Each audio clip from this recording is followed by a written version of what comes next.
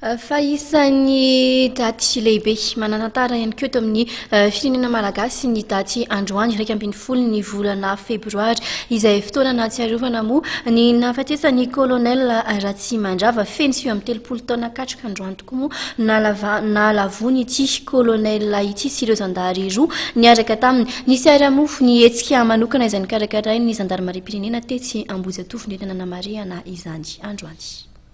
Ny 5 febroary 2017 no nandray ny andraikitra mahafiloam-panjakana azy ny colonel Ratsimandrava Richard izay nampiakarina ho jeneraly taty aoriana. Ny talata 20 febroary 2017 rehefa avy nitarika amin'ny filakevitry minisitra teny Anosy izy ary andalana ody tokony tamin'ny Valorale no lavony-bala teto Ambohijatovo ambony niaraka tamin'ny zandary GP2 roa mpiaradia aminy. 30 taona ty aoriana mbola mijanona ho mistera ny famonoana ny jeneraly Ratsimandrava Richard. Ny mikasika ny ankety iny zany sasany tsy afaka hitenareo ankety misy fa zary tamin'izany mbola classe de 3e sa seconde tamin'izany tamin'ny Ratsimandrava zany. Efa niteneniko teto foana iny tsisy hoe fanadonana tantara akory araka ny tenin'ny président hoe aleo hibanjina ny hoavitsika ifametsiana eto foana vetsika hoe izy namono io ahoana fandehany ity. Azadiny koa fa zay koa tratra an'le principe anay hoe misy prescription zany aty amin'ny crime zany prescription anay 10 ans 85 zany dia fa prescrit le acte dia zay hoe mbola hifanenjiantsika foana fa aza mamerina tsony fotsiny fa zao anao mamerina manao zany aminay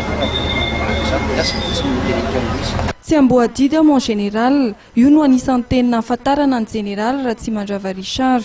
Nahatsiaro ny jeneraly Ratsimandrava ary nahatsiaro koa ny zandary rehetra maty amperinasa ny fianakaviam-be ny zandarmariam-pirenena androany 20 febroary.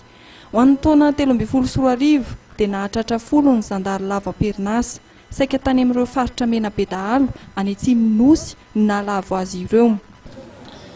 Ny zavatra tsapanay zany eto Madagasikara na dia hoe efa miaina amin'ny fanatontoloana azy tsika dia amaivanina ireo maty amperinasa lavony dahalo lavony bala eto amintsika satria raha ny ivelany zay azo lazaina hoe raha mpitahina tsy dia mitovy ny lanjany hoe maty any Afghanistan ianao ohatra frantsay anankiray raisiko ohatra fotsiny zany rehefa tonga any an-tany ny razana dia ny filoham-pirenena no mandray azy nefa ny Afghanistan sy Frantsa fanalavitra ny antsika lavo eto toerana no ny fanatanterahana ny didy eto amin'ny firenena ny mpitandro filaminana dia toa tsy mba misy mahatsiaro mihintsy zany ireo fa na ny fiara andevenana anazy ary dia efa ampiasaina daholo ny fahaizana rehetra tamin'ny commandant gendarmerie-pirenena manateny izay ary mivavaka amin'Andriamanitra ny moa diniko amin'Andriamanitra foana ny fiainana fa mbola hitsinjo bebe koa ireo manolotra ny aino ho an'ny tanindrazana ny filohan'ny repoblika fahefatra sy izay mpitondra mahefa rehetra amin'ity repoblika fahefatra ity sy ny ifandimby ary ataoko ao anatin'izany ny solombavamboaka izay avy napetraka teo.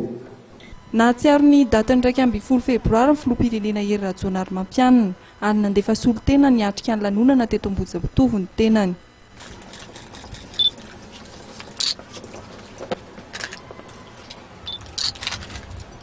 Olo-chiaro se hanao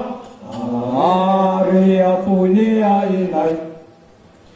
aloha sanatany no niatsonanao nefesano tatilio tena afaka malio matio tsy misy tsony arakaraka miraisahina fahazamisa